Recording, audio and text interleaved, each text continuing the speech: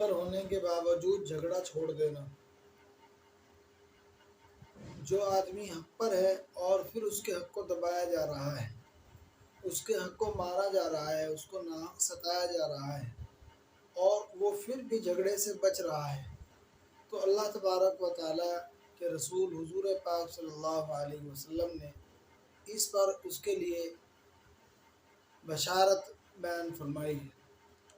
حضرت ابو امامہ رضی اللہ تعالیٰ عنہ روایت کرتے ہیں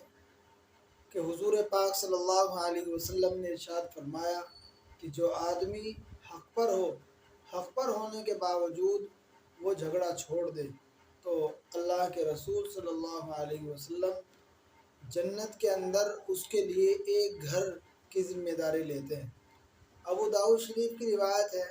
حضور پاک صلی اللہ علیہ وسلم حضرت ابو امامہ رضی اللہ تعالیٰ عنہ روایت کرتے ہیں کہ حضور پاک صلی اللہ علیہ وسلم نے ارشاد فرمایا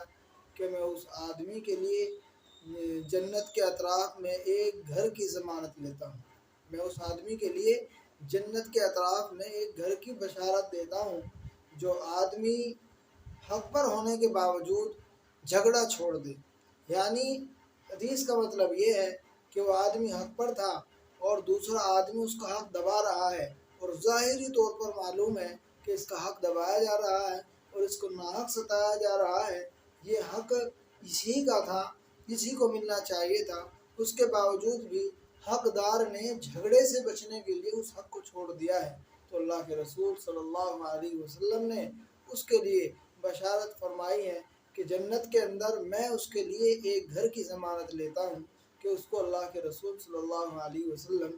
ایک گھر کے اس کے لیے ضامن ہے۔ قیامت میں اللہ کے رسول صلی اللہ علیہ وسلم جنت میں اس کو ایک گھر دلائیں گے۔